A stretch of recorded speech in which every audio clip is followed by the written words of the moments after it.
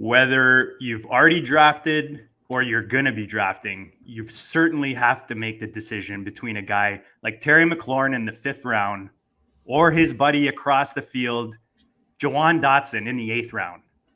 Are you grabbing Charbs, the new rookie in Seattle, or are you still grabbing the fallen knife in Walker? Guys, we only have to look back to 2021 where these decisions won you your league or made you Bobby Woods, when a guy named Cooper Kupp finished number 1 and won leagues across fantasy land. Do not be Bobby Woods. We brought you Jack Miller from Establish the Run. And I got my boy Theo. We've got a monster show from the Player Profiler Networks. Let's get it.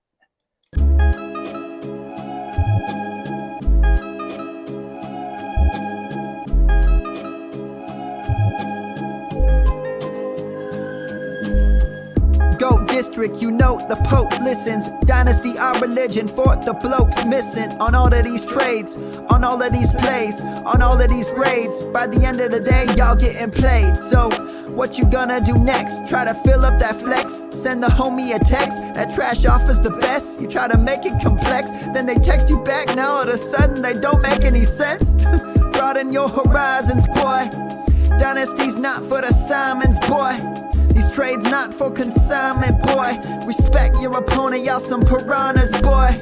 This my advice, from me to you. Open up your cute little podcast queue. Search up GOAT DiSTRiCT, my dude. Pop it in your ear, man, y'all know what to do. It's the... And I always be traded. And I always be traded. And I always be trading. Y'all try to betray them, but first you gotta bait them. Fish.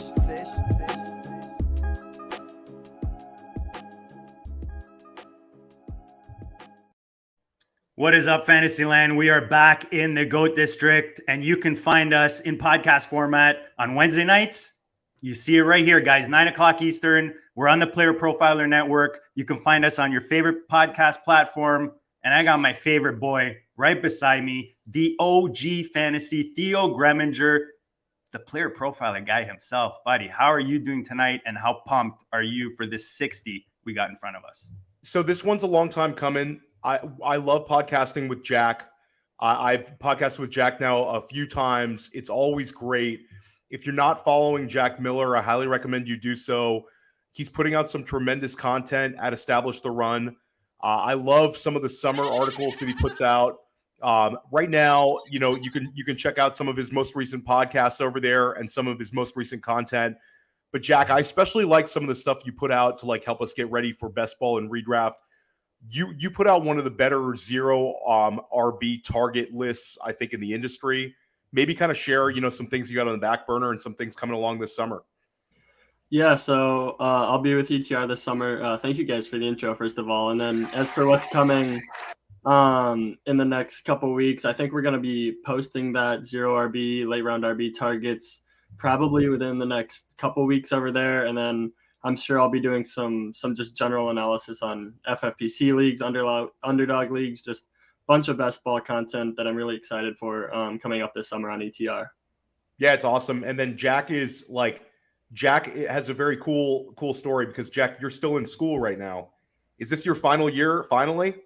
Yeah, I actually graduate on Saturday, so that's kind of... Is the cool story just being young, Theo, and making us two guys feel super old? Is that the story? That's awesome, man. Good for you, dude. Jack's crushing it. But JD's right. Like JD preferenced in the pre-show, like a lot of times this time of year, I feel like people kind of punt the question, and you hear people talking about tiers, and hey, I'm just going to grab a guy from this tier. It's all good, but we want to be right in the GOAT District. We want people to have league winning information. JD talked about, 2021 was like that massive year where teammates on the same, like choosing the right teammate in 2021 was massive. Like we talked about Cooper Kupp and Robert Woods. JD, that was like Robert Woods going a few picks ahead of Cooper Kupp. When we got to like main event season and like NFFC, primetime, like way in Vegas drafts, you sometimes saw the script flipped. But Jack, you remember Jamar Chase and T. Higgins, same class. T. Higgins going well ahead of them. JD, that was the Ronald Jones, Leonard Fournette year. a lot of times we discount analyzing just the proper teammate ADP decision. Like, there's always value to be had. There's arbitrage plays to be had. And like a lot of times it just kind of gets pushed back because you see like ADP gets established and that's it. And people kind of go by it like that's the way it's going to be. But identifying the correct values on each team, JD, that's like paramount for us in terms of winning big money and just crushing our leagues. It's do or die, man. It's the difference between winning big or, looking to next year in whatever league that is, because especially like you said, a guy like Wood was going ahead. So it's all about, we'll talk about it tonight. We're going to talk about draft capital. We're going to talk about opportunity costs, who you passing on each round to get, whichever guy. Jack's going to have some great input, man. We have so much to get to, Theo. Let's crank it, man. Let's get to it, buddy. Well, I just want to quickly ask Jack, Jack, you've seen this before and you're a big data guy. And I know you crunch the numbers a lot for best ball with Justin Herzig and Mike Leone and some of the sharp people over at ETR. Why do you think like people get so stuck, like they're stuck in their ways in terms of like early ADP being correct? Do you think that like that's the wisdom of crowds thing? People put a little too much credit to that in fantasy football, or do you generally think that there's a lot of mistakes early on? I think it kind of cuts both ways, and it's a really difficult question because, especially I feel like I've seen this offseason that there's been a lot of stuff indicating like we're like not terrible at this, like, and that if you're reaching on ADP, you're kind of donating points. I did an article on that last summer, and then I think Leone did something at ETR this offseason, kind of reinforcing the idea that if you reach way past ADP, you're kind of missing on value. But then in hindsight, like there's always these examples like the ones you mentioned where we're just way off. And so it's one of those things where maybe it looks easier than it is in hindsight. But I think a big part of it, especially with the two teammates, is that you don't want to be too overconfident in either direction, really, because it's always like a range of outcomes. It's always, a probability assigned to every outcome. And we're just trying to get the best expected value from those. So I think a lot of the times people might see these teammates that are close together in ADP. Maybe one guy's going around ahead and they think, oh, like this guy's overwhelmingly more likely to have a good season, when in that, like, it's not that crazy for a guy going around later to have the better season. So it's sometimes easy to just get overconfident in those outcomes. But I also think like a lot of the times in hindsight, it just looks super obvious, when at the time it's a pretty difficult dilemma for a lot of these.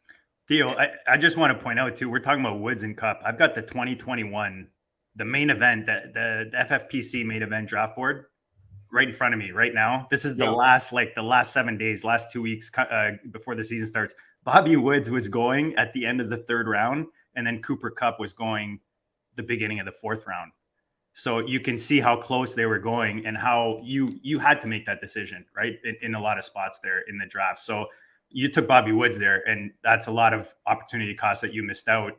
And you took, obviously Kupp, and you made the. So again, just emphasizing how important these decisions we're going to discuss tonight are. Yeah, and it's funny, JD, because I remember sitting next to Billy Wazowski, who's an NFFC Hall of Famer. He's been in the GOAT District 5-6 times, honorary GOAT at this point, one of the best drafters in the country. And we were both sitting there thinking we nailed this draft, this primetime draft. And I remember, I think I took Tyler Lockett and he took somebody else, and both beat their ADPs, but we could have just taken Cooper Kupp. And, you'd be talking about, potentially crushing and having an overall type year. And Jack, it's interesting. You talk about like the market, like we get things right. I think we get things right when you start talking about like the true alphas, like those kind of guys are easier for us to get. But a lot of times we find these league winners are coming from like the 6th round, the 7th round. And I think a lot of times these questions happen where with the teammate arbitrage, like JD last summer in the GOAT District, me and you were all over Pollard over Zeke at cost, but we were both on Dylan as an arbitrage play for Aaron Jones, which made sense at the time, but it ended up, really, really costing us. If we would have just simply taken Jones a few rounds earlier, we would have gotten into a better head start with like that one main event team that didn't do quite as well as we wanted, despite a pretty good roster of wide receivers. So it's very important. So Theo, let me ask you before we get into specifics, looking at these situations, do you think it's better to plant the flag and say, this is the direction I'm going? Or are you playing percentages? I mean, I like to kind of play percentages and think how much of each guy would I want, or do I not want this guy at all? What's your general approach, I guess, to these kind of decisions? Are you just saying like, I know this guy's better at this value, I'm grabbing him? Or do you just weigh your ownership towards that? Well, I think that it's interesting because like we can get into like a redraft versus best ball discussion. And maybe Jack, you want to weigh in on this one. But like if you're maxing out, like let's say maxing out an underdog contest or doing something in a high volume approach, then I feel like having exposure to both situations is probably correct, especially when there's some closeness in ADP. Like you talk about, like we're going to talk about Jahan Dotson versus Terry McLaurin, which I think is a really interesting one right now. And it gets people kind of heated because I think they're set in their ways in certain things. But Jack, do you think that like this sort of like having exposure to both sides comes into play more for the high volume drafter? Yeah, I'd say so. And that kind of is, I think, a better way of articulating what I meant when I was saying about thinking probabilistically is I was speaking mostly from a best ball perspective where we're drafting, hundreds of teams. So like with Cup versus Woods, which is probably the best example just because they were neck and neck in ADP. Even if you prefer Cup or prefer Woods, it probably makes sense to have some humility there, I guess, and kind of take both. Maybe you have a higher exposure to the guy you prefer, but balancing out a little bit and hedging your bets in that regard. So JD's got the ADP from the, and a lot of people don't really get in the redraft mindset right now, but 350s are very much happening. They've been happening in the NFFC for a while, and then our sponsors, the FFPC. So we have some real data of where the money's going.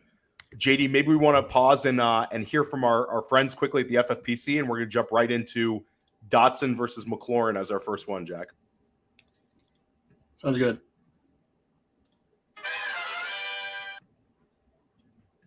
Let's take a moment to talk about Underdog Fantasy. Now, many of you have already signed up. Thousands have signed up from Player Profiler already over the years.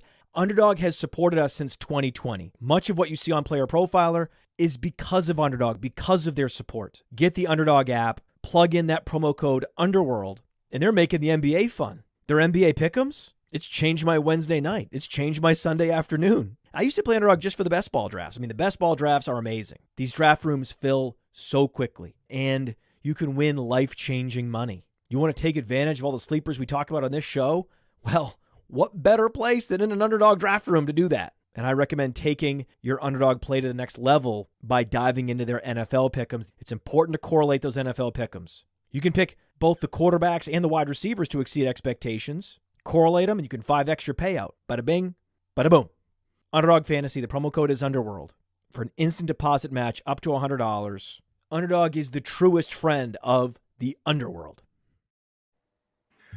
So this one, JD, I put out like a thread about some similar. Yeah, hold. Let's not just pass over that, guys. Go check out at the OG Fantasy on Twitter. Sick thread. Like, just it's simple and clear. Somebody mentioned simple, clear, but actionable.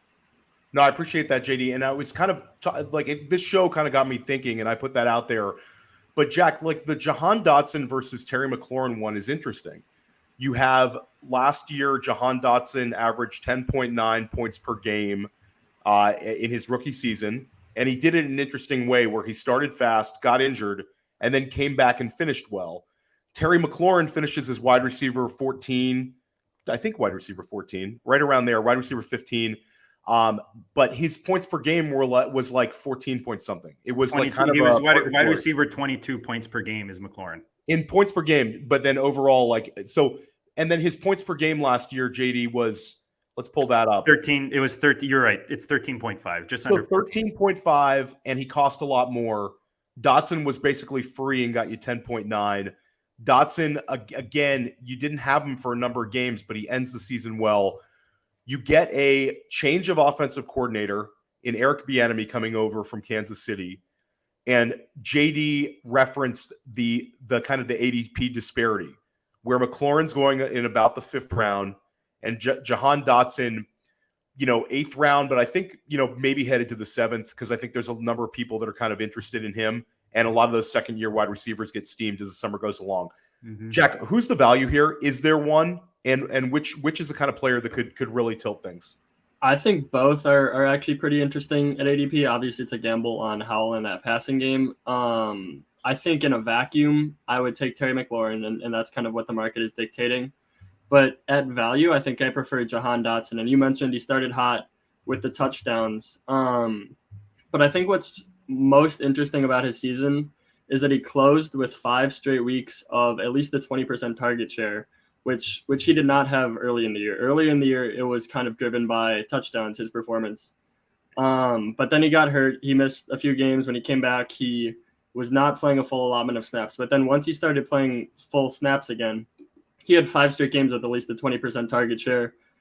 He was right up there with Terry McLaurin in terms of target share. And I think, he is round 1 draft capital. He's heading into year 2, which we know is a very common breakout year for wide receivers. So I think Dotson's a really strong value at ADP right now. Would I take him over Terry McLaurin straight up? Probably not, just because Terry has so much of an acumen of earning targets. But I think Dotson is the better value right now. But so at cost, you're at Dotson, and it's really hard for me to see Terry McLaurin absolutely smashing his ADP though. Like haven't seen, and I love McLaurin, the talent, and it's been kind of an unfortunate career where he hasn't had strong quarterback play.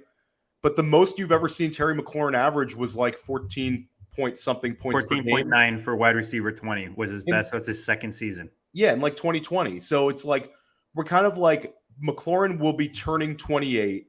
Jahan Dotson is young. This is one of those situations where I'm going to go with the younger player in the cheaper situation. And it's kind of like, JD, you talk about opportunity costs. Like the opportunity cost in the 5th round, there's a bunch of really appealing guys where you go to and look at Jahan Dotson, and he's the kind of guy that hits from that round. It's a young guy with unknown upside. So I think that's interesting. JD, are you on this same Jack and Theo maybe looking at Jahan Dotson as the better value here? I know you love Jahan Dotson. Yeah, the interesting thing is that Washington actually, I don't know if you guys remember, they actually traded down. They traded the 16th pick, I believe, to New Orleans, who took Olave. And then they traded down and they still got Dotson, right? And they got like a couple picks with him. So the same way he was top 20 draft capital though. So like those kind of guys, that also matters. Dude, he was last year in Dynasty rookie drafts. He was huge value because he had that 1st round draft capital, but people were letting him fall into the 2nd. And that you're trying to get that value. So here, yeah, they're going, like you said, Theo, I see Dotson moving up as this season goes. The thing is, there's a new regime here. Second year is great. You talked about McLaurin.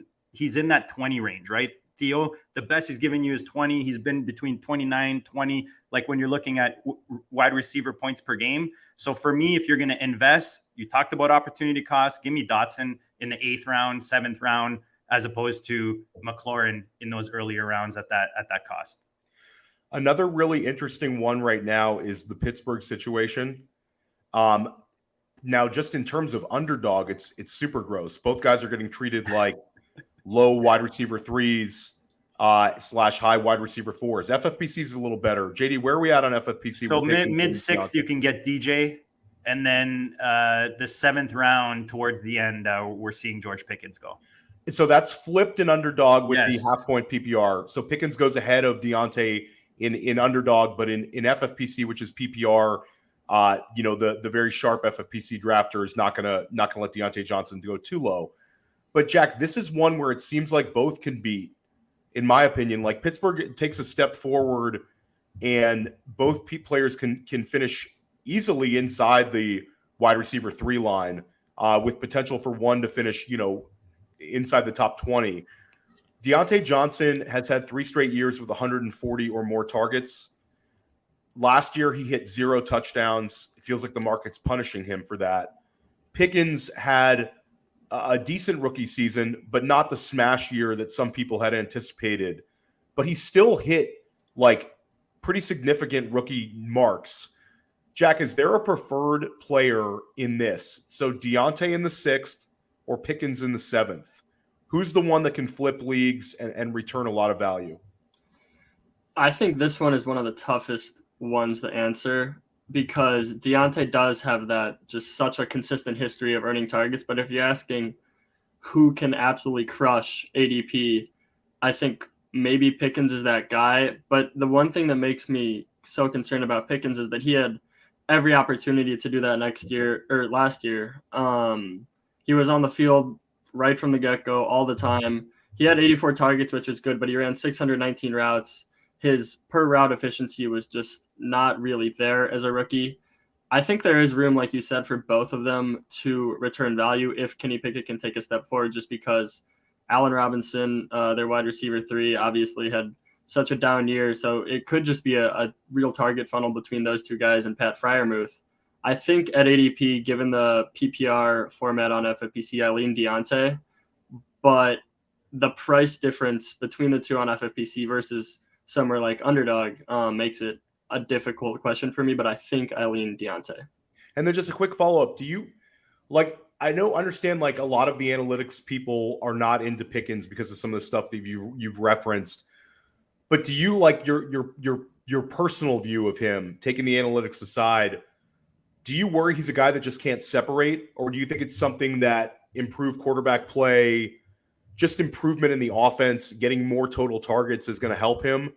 I don't know. For me, I can see both sides of this. I'm just curious your take on the situation. Yeah, I do think maybe there's some worry that he just can't earn targets at a high level, can't separate. But Pittsburgh also didn't really use him that well last year. I remember around midseason, I wish I could remember the exact stat, but they were just sending him on like go routes and just stuff that are inherently lower target roles. So in that regard, it makes sense. But still, it is kind of like a little hang up. Like, he was on the field so much and he should have had more targets if he's the talent that we all want to believe that he is. JD, more targets or more catches? Because if you look at, dude was targeted 85 times, just he caught 52 of them, right? So look, we're talking about 2 rookies last year, Pickens and Pickett. So you got to see, Pickens pretty good. He gave you like 5, I think, top 21 receiver weeks last year, including some top 12 weeks. So again, this offense was evolving last year, or was not evolving, but they were like in a transformation phase, I would say. I would hope to see this offense evolve. My question, you mentioned Allen Robinson, one of my favorite guys deep in, really late in these drafts right now. People forget about him. Who do you think he affects? Does he affect one more than the other, Jack or Theo, when you're looking at Diontae and Pickens? He affects Calvin Austin more, JD, in the number 4 target competition. My man Allen Robinson might be toast at this point. It's cooked. He might be cooked. Is he cooked, Jack? Do you have any hope? Are you taking him in your underdog builds?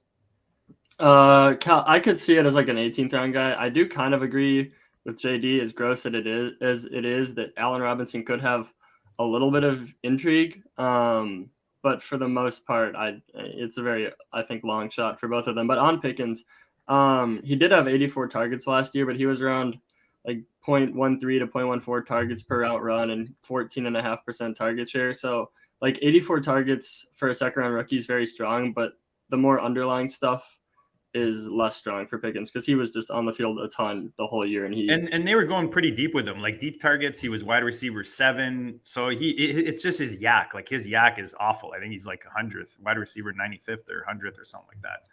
I'll actually take I usually tend to lean towards the second year wide receivers, but I'll take the Diontae Johnson discount right now. This is a guy that we were like kind of happy to take in the 4th round 2 years ago. Now he's going in the 6th round. In Underdog, he's like a forgotten man, wide receiver 38 in Underdog. People are just completely burying him there. So he has had 140 targets for 3 straight years. That's elite category to earn that many targets. You could just stop there, Theo. Like honestly, the fact that he gets over 140 targets, and then you add the 0 targets last year with a rookie, like it's not like a rookie quarterback came in and changed a bit. He's still getting 140 plus. So it's like a no-brainer.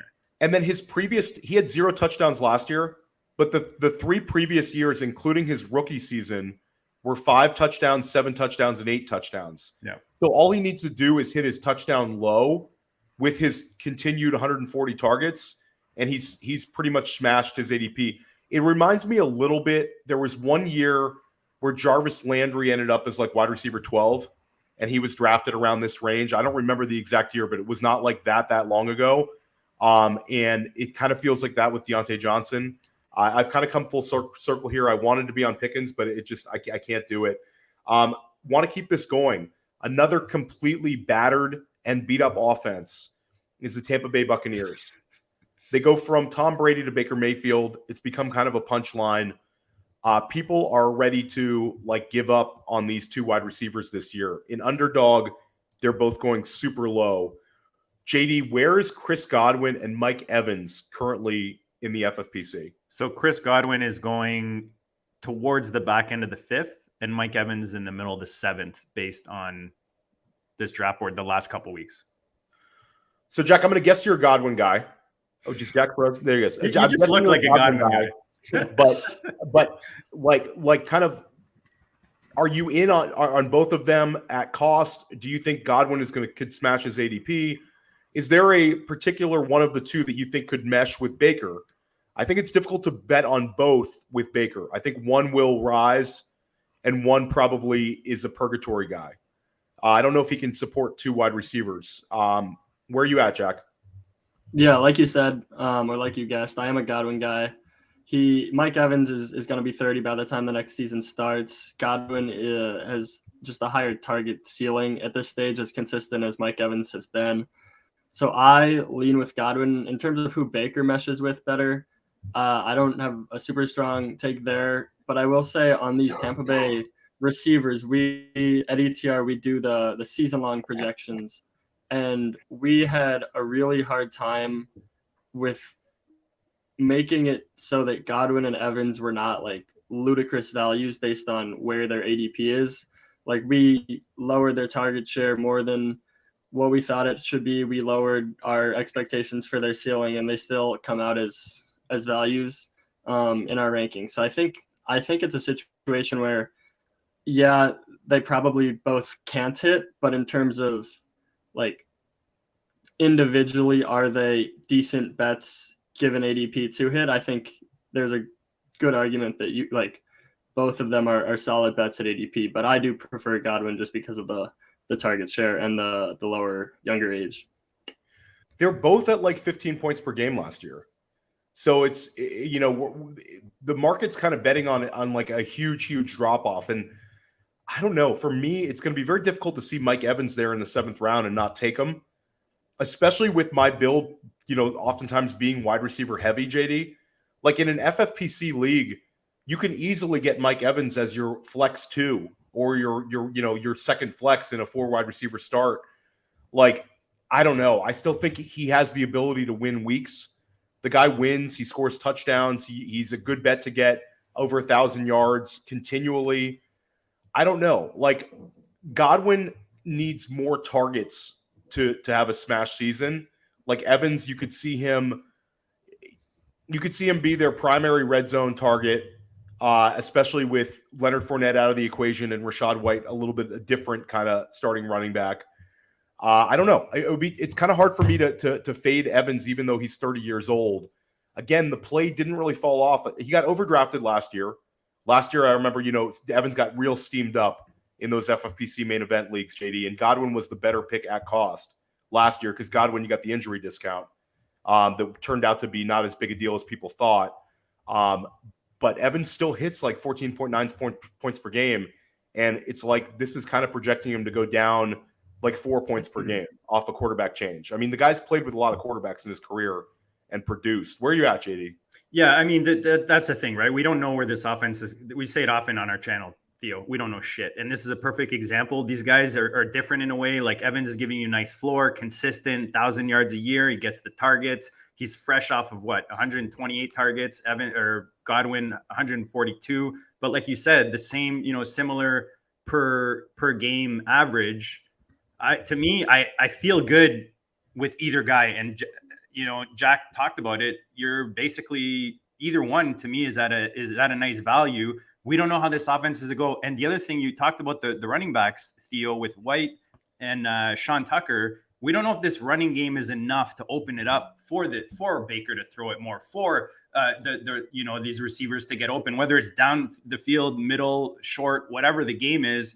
We don't know how this offense is going to look this year. It's going to be very different than what we've seen. So again, I think it's, Theo, how you build your team. You know what I mean? Like if I went, really running back heavy early, and I want like a stud kind of wide receiver 1 in my roster build, I'm going to probably grab Godwin. But if I'm looking for a second or third receiver, I don't mind having Evans there as a consistent, week to week producer. Jack, is there a scenario where Baker is a downgrade, but the offense gets more consolidated with the downgraded quarterback, whereas Tom Brady is spreading the ball around and less, locked in? Could we make a scenario where Baker is a little bit just more dialed in on 2 primary targets here, and not, as likely to feed a third one or support another wide receiver? I think that's definitely possible. It's not like they have a super talented wide receiver 3, so I definitely could see Baker locking in. I do think maybe the big scare with the quarterback change is less like the fact that you're going from Brady to Baker, and more that Todd Bowles has preached so much about wanting to get run heavier and wanting to establish it. And maybe now that they don't have like Tom Brady, the GOAT, at the helm, maybe they finally start to do that as much as the scoreboard will allow. But I do think, like we've talked about it, like that is so baked into the price, and you can get these guys 6th round, 7th round. So I don't mind either at ADP. Yeah, we're big on Rachaad White at Player Profiler for Dynasty and for redraft. I think he's a very good value right now, as potentially the number 3 target, and also like JD referenced. I mean, Sean Tucker might not be on the roster. Chase Edmonds is dust, and Rachaad White pretty much has it all to himself right now. Yeah, but smashing Tucker in the 4th, 5th round of those dynasty rookie drafts, Theo, come on, they get you excited a little bit. You got to admit it. I'll take my chances with your boy Evan Hull in that range, JD, right there. I love it. Eric Gray and Evan Hull. And I actually saw some sharp people in FFPC rookie drafts in the final round, in the late 6th, in the early 7th. They're smashing the Travion Williams button because we hear that Travion Williams might be the one ahead of Chase Brown and ahead of Chris Evans. So I think a lot of people are on that train now. Want to keep this going though. This one's interesting. We had Mike Leone on First Class Fantasy, Jack, and I talked to him about the same one. Billy Muzio and I have talked about this a lot.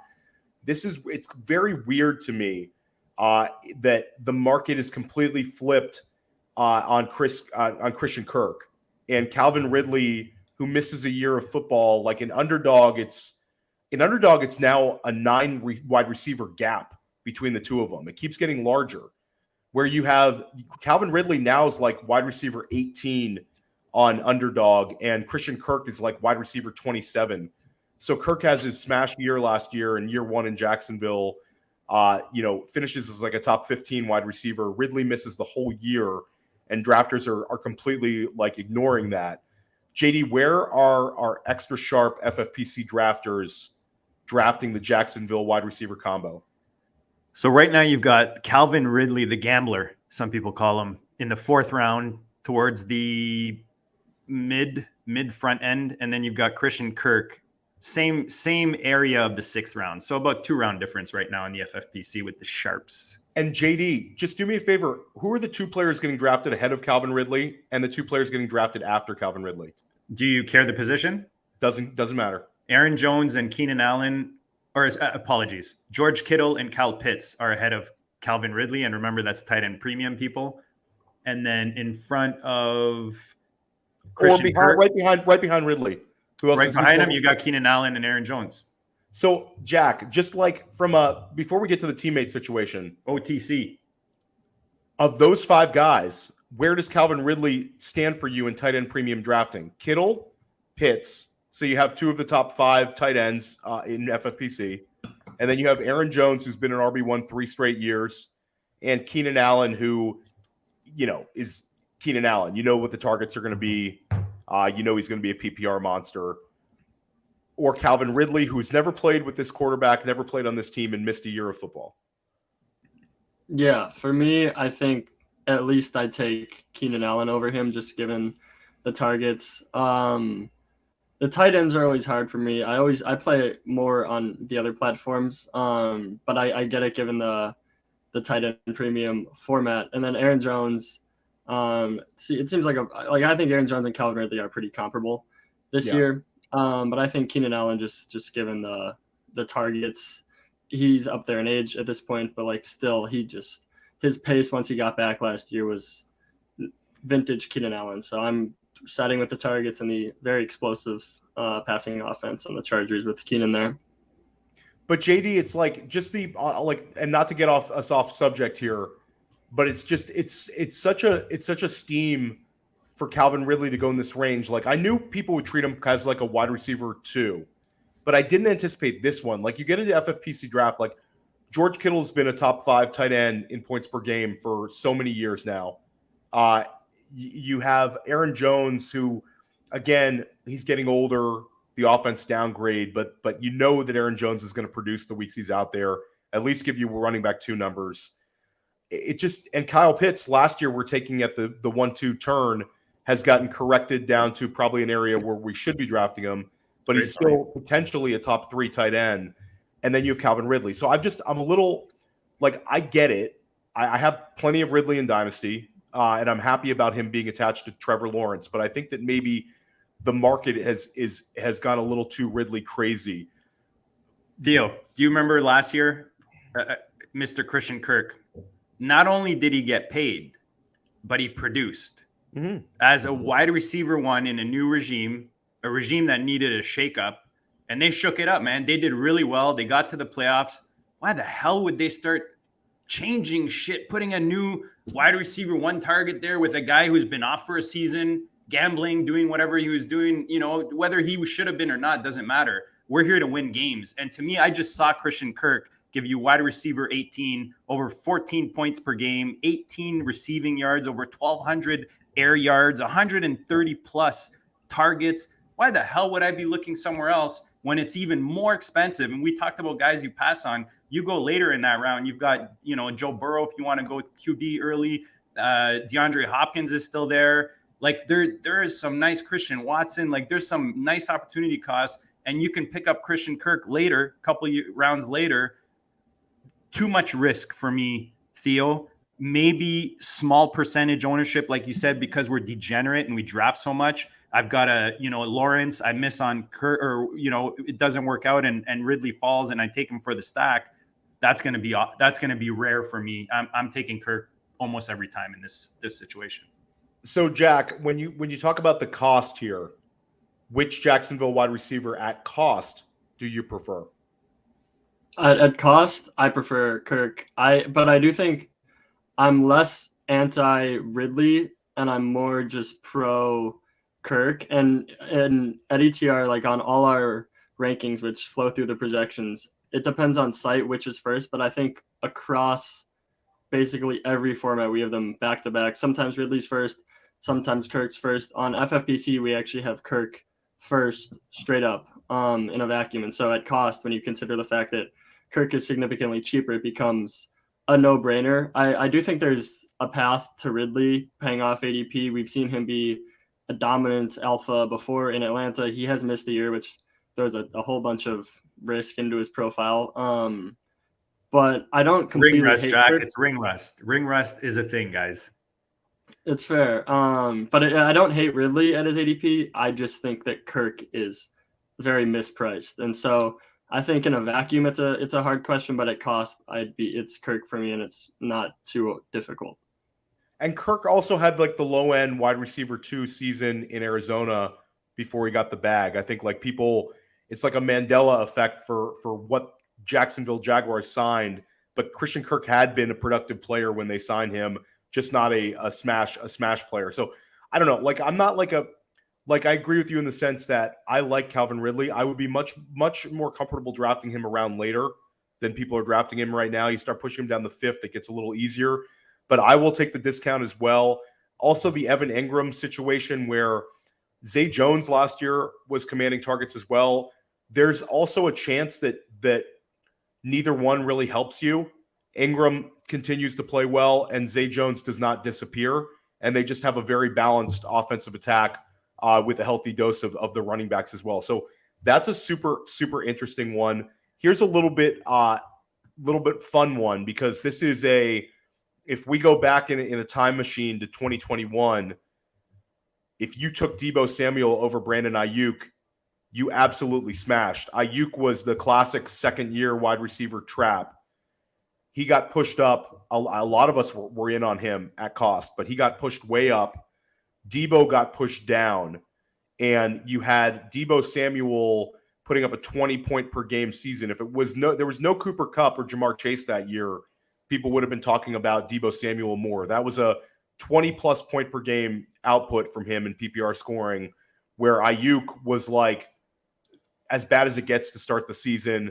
Ended up returning a little value at the end of the year, but your team was completely sunk if you'd taken Ayuk as like a steam play. Jack, last year we saw it flip where Deebo gets overdrafted. Again, certain things, gets injuries here and there.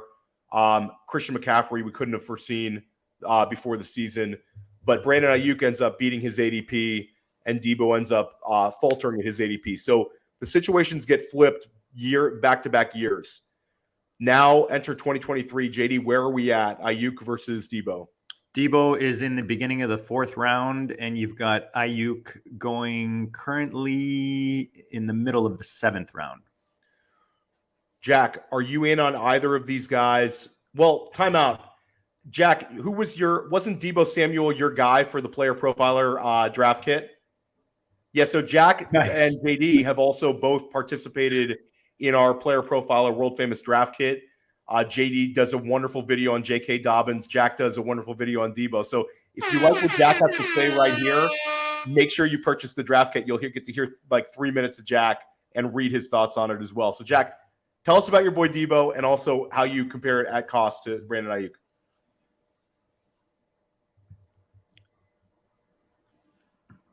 Is he muted, JD? Jack, you're muted. You're muted, brother. Sorry about that. Go ahead, Jack. No, you're muted. I got you all hyped. Well, so last year Deebo was like my number one fade. I don't know if I really had any of them. And this year it's just kind of different because Deebo still posted a 24.2% target share last year. Ayuk was more in the 21-22% range, if I'm remembering correctly. And the big change for Deebo was he missed some games. He was in and out of the lineup. And then also he averaged 6.7 yards per target, which is just so uncharacteristic of who he's been for his career. He's been at 9.5% yard or 9.5 yards per target. Last year is at 6.7. And I don't think we can expect him to do what he did in 2021 when he was at 11.6, just because that's an unrealistic expectation for anyone. But he has shown us that he's an efficient player over the course of his career. He's in an offense that is going to be one of the most efficient in the league, regardless of who's under center, just because Kyle Shanahan works magic with his passing attacks. So I think Deebo is undervalued this year. He posted a monstrous target share last year. It just didn't translate to a huge fantasy outing because he got hurt and because his efficiency was uncharacteristically bad. I don't think Ayuk is a terrible value at ADP. I think he's a fine pick. And he's going later, as JD noted, but I think Deebo is pretty strong, assuming that there's going to be some positive regression in his efficiency. If it's Purdy, if it's Lance, if it's Darnold, I think Deebo is a solid pick, almost regardless of who's quarterbacking for the Niners. I think both are kind of values. I agree with you on that, because I think that a lot of the indecision about the quarterback position is kind of creating like the values for these guys. I know Billy Muzio, my co-host at First Class Fantasy, he's a big 49ers guy. He's on the Deebo train. There's some sharp people on Ayuk. Ayuk gives you those spike weeks, which I think is really exciting. But Deebo is the one, we've already seen him hit a 20-point per game season. And like, that's rare.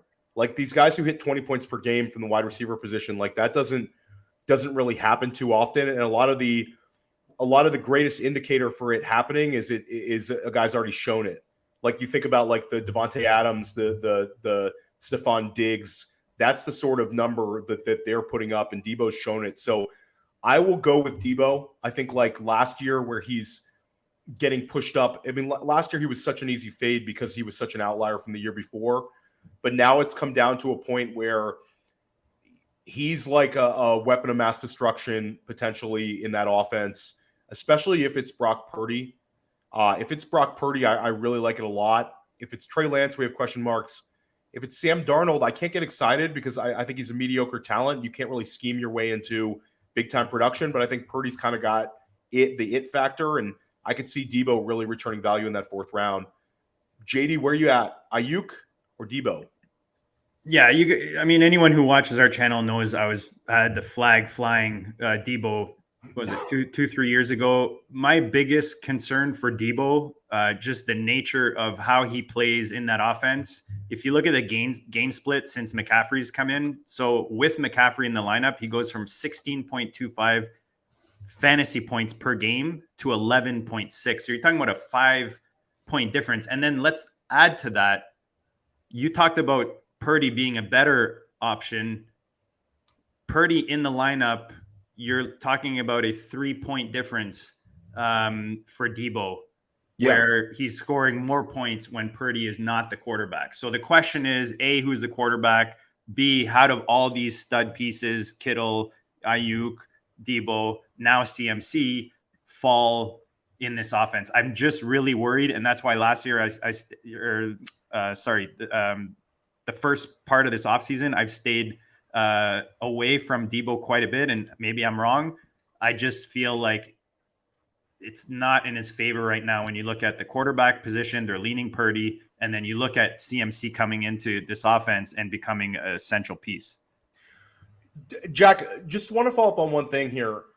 I'm going to go ahead and I haven't seen your rankings yet, but just based on knowing you as a ranker and a drafter, I'm going to go ahead and guess that your top 2 for redraft PPR are Justin Jefferson and Jamar Chase. Am I correct?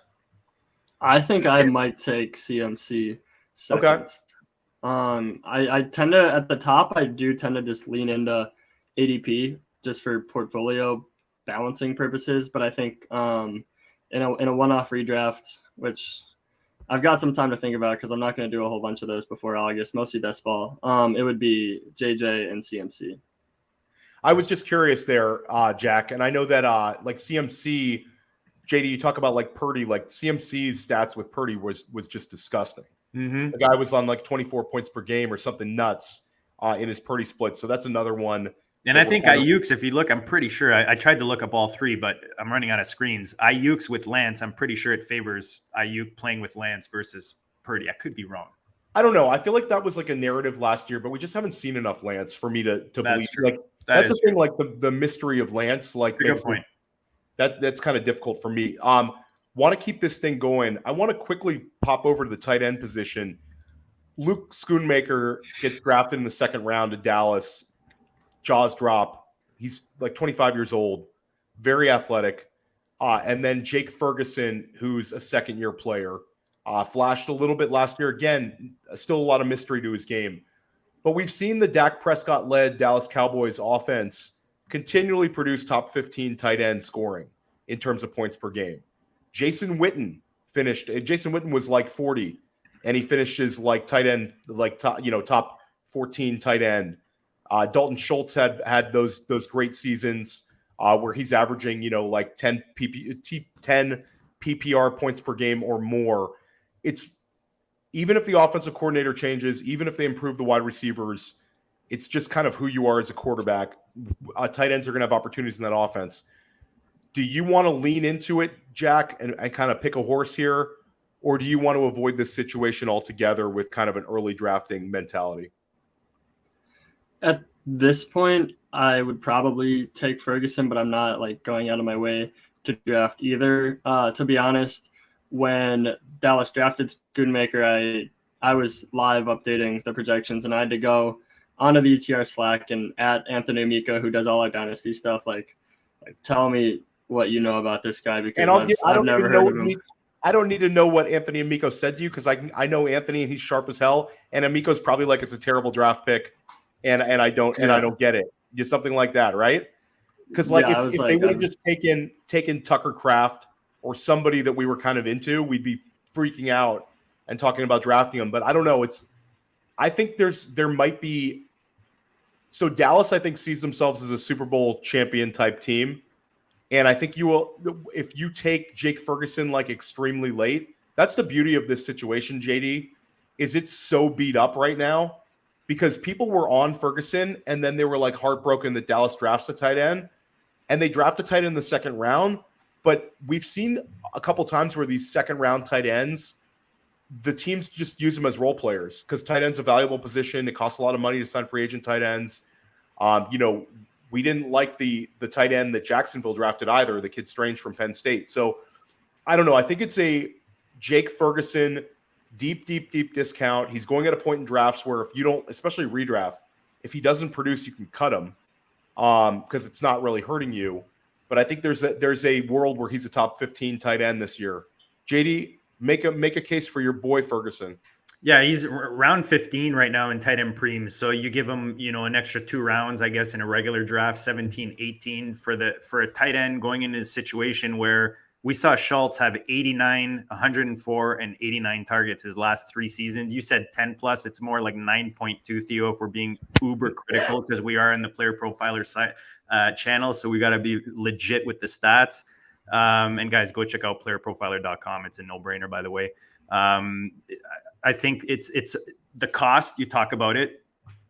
What we've seen this offense do with the tight end position, and me with rookie tight ends, Theo. I know they get they get you excited. They get the blood flowing. I stay away from rookie tight ends, man. For me, Kincaid, it might be the biggest trap this year for redraft, in my opinion. And going down down the list of the rookie tight ends, I'm not looking at them in redraft personally. So I love Kincaid, and I'll take the flip side argument with you, JD, on this. I'm all over Kincaid. I think he produces as a rookie, and that kind of leads us into a segue for our next question. Jack, do you find a second option on the Buffalo Bills that you want to invest in? This is kind of off of our positional. Let's go position lists. Who's the Buffalo Bill you want to draft besides Stephon Diggs at cost? And we don't need to really dive into every single person's cost. I mean, the ballpark. But is there one player that kind of stands out? You can go back to Underdog for this one. You can go FFPC. Is there a second bill that you think can kind of move the needle for fantasy managers this year? Yeah, I think Gabe Davis is pretty interesting as someone who a lot of people have written off after he had such a down year last year, at least a down year relative to expectations. They brought in Kincaid, obviously, but they didn't do a whole bunch to supplement the wide receiver position otherwise. And Davis was playing hurt for a good portion of the year. His target share started to tick up near the end of the season once he had more distance between him and that injury. It's still going to be an elite offense with Josh Allen there. Diggs is going to get his. But besides that, I think Davis is pretty interesting as like a post-hype buy because he's just significantly cheaper than he was last year. And not a whole bunch has changed really on paper.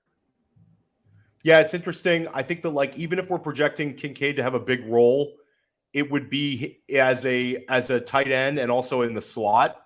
So Davis is what he is on the outside, and he avoided the DeAndre Hopkins landing spot. There was a bunch of scenarios where Mike Evans was rumored there. He avoided all those big name guys that could play the outside. So I think that's interesting. I like Kincaid. I also think James Cook is interesting because Damian Harris is brought in, and now Lat Murray, which I don't really put a whole lot of weight into Lat Murray signing this time of the year, post-draft. But Cook could inherit the Singletary targets, I think, quite easily, or a lot of them, and then return some value. But it's super interesting.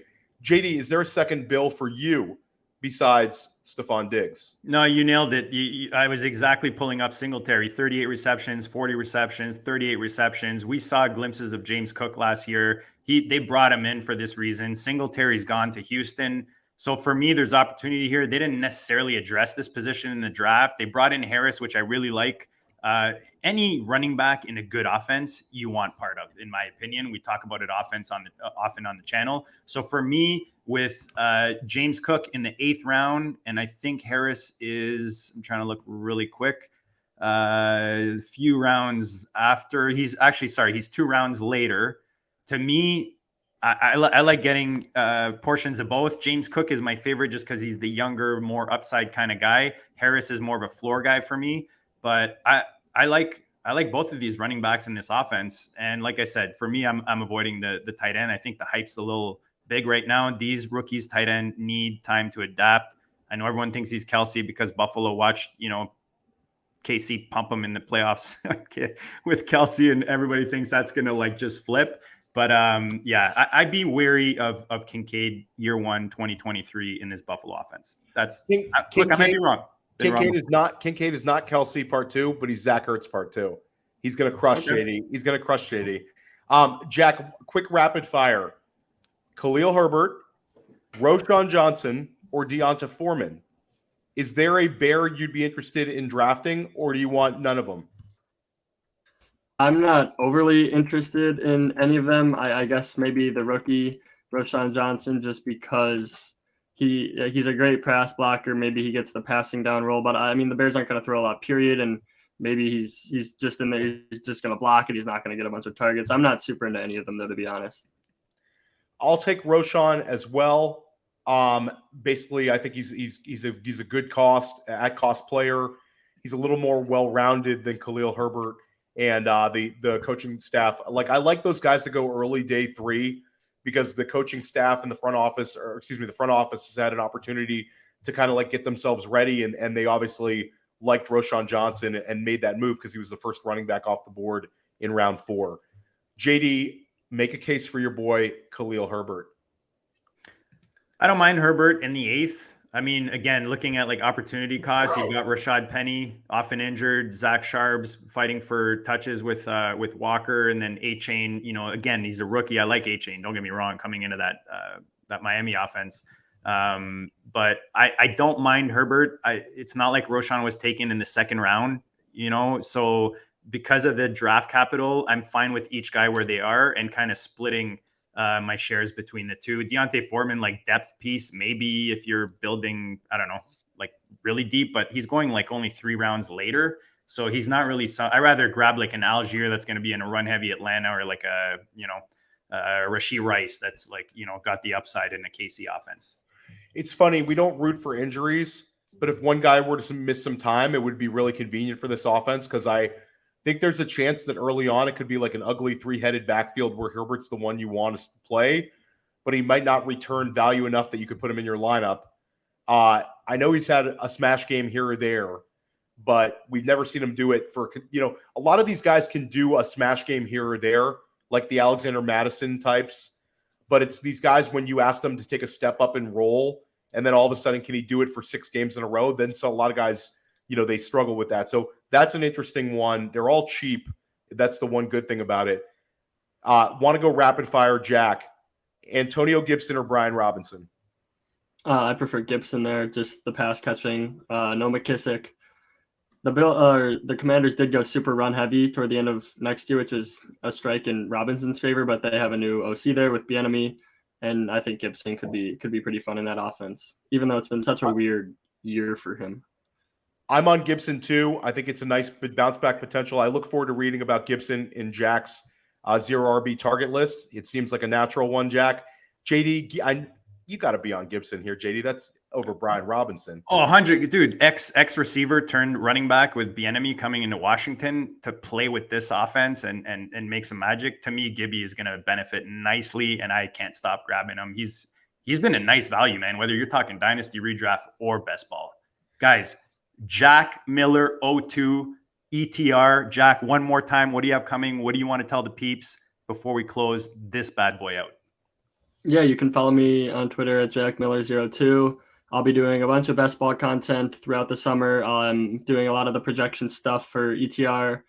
So just anything ETR, really, I'll have my hands on probably. And thank you guys for having me on. This is always a great time coming on the GOAT District. We'd love to have you back this summer too, Jack. You always crush it on here, man. Yeah, we appreciate it, brother. Yeah. We appreciate you hanging out. We appreciate all those in the chat, all those watching who will be watching. Guys, smash the like. Help us out. Smash this. I mean, you're already subscribed to Player Profiler, but smash the like. Helps the show. Drop some comments on any of the players, the decisions we talked about. Theo, what do you have coming up? What do we have coming up? Let the people know, and let's shut this thing down. So tune in tomorrow at 3:30 Eastern time. Billy Muzio and I will have another First Class Fantasy with John Daigle of 4 for 4. At the GOAT District, we have some great guests coming up. We have Austin Martin, who's one of the best high-stakes players in the country out of the FFPC streets. He's coming on with us, I believe, next week, JD. And we have Anand Nanduri of the Player Profiler coming on as well. We've got a bunch of great guests planned for GOAT District. It's going to be a great summer for First Class Fantasy, for GOAT District, for Sonic Truth Pod, and for Jack Miller. This was an awesome one. I really enjoyed chopping it up with you, Jack. And guys, check the GOAT District on your favorite podcast platform, Apple, Spotify. You can watch us, all the goodness. Check out the GOAT District channel. Go draft those winners, and we'll check you all later.